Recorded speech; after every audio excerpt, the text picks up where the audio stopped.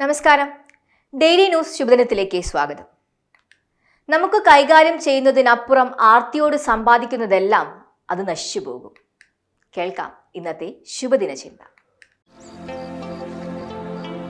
Daily news ശുഭദിനം നിങ്ങൾക്കായി അവതരിപ്പിക്കുന്നത് ജോയ ലൂക്കാസ്. പൊന്നണിഞ്ഞ പ്രഭാതത്തിന്റെ അലകളിൽ നിറയുന്ന പുഞ്ചിരികൾ, അതെ, ഇന്ന് ആഘോഷമാണ്. ജോയ ലൂക്കാസ്, ഓരോ ആഘോഷത്തിന്റെയും ആത്മാവ്. ഒരിക്കൽ ശിഷ്യൻ ഗുരുവിനോട് ചോദിച്ചു, ഗുരു, ഞാൻ എത്രയാണ് സമ്പാദിക്കേണ്ടത്?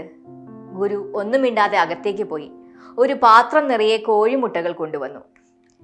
ശിഷ്യനോട് ഗുരു കൈ നീട്ടാൻ പറഞ്ഞു. ശിഷ്യൻ 2 കൈകളും നീട്ടി. ഗുരു ഓരോന്നായി മുട്ടകൾ എടുത്ത് ശിഷ്യന്റെ കൈകളിലേക്ക് വെച്ചു കൊടുക്കാൻ തുടങ്ങി. 3 എണ്ണം വെച്ചപ്പോൾ കൈ നിറഞ്ഞു. ഒരു വിധത്തിൽ 4ാമത്തെ മുട്ടയും വെച്ചു. അതിനു മുകളിൽ 5ാമത്തെ മുട്ട വെച്ചപ്പോൾ അയാളുടെ കൈ വിറയ്ക്കാൻ തുടങ്ങി. ഗുരു പാത്രത്തിൽ നിന്നും 6ാമത്തെ മുട്ടയും എടുത്തപ്പോൾ ശിഷ്യൻ പറഞ്ഞു, വേണ്ട ഗുരു, ഇനിയും വെച്ചാൽ അത് താഴെ വീണ് ഉടഞ്ഞു പോകും. അപ്പോൾ ഗുരു പുഞ്ചിരിച്ചുകൊണ്ട് പറഞ്ഞു, ഇപ്പോൾ നിന്റെ ചോദ്യത്തിനുള്ള ഉത്തരമായി. നിനക്ക് സ്വന്തമായി കൈകാര്യം ചെയ്യാൻ പറ്റുന്നതിനപ്പുറം ആർത്തിയോട് സമ്പാദിക്കുന്നതെല്ലാം നശിച്ചു പോകും. എന്നാൽ നിനക്ക് അധ്വാനശേഷിയുണ്ടെങ്കിൽ അത് ഒരു അനുഗ്രഹമായി കരുതുക.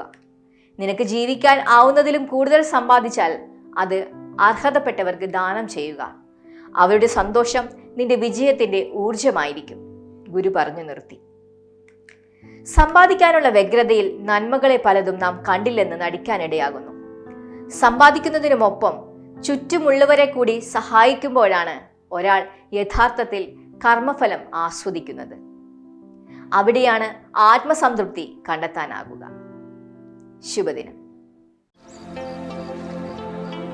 ഡെയിലി ന്യൂസ് ശുഭദിനം നിങ്ങൾക്കായി അവതരിപ്പിക്കുന്നത് ജോയ ലൂക്കാസ്.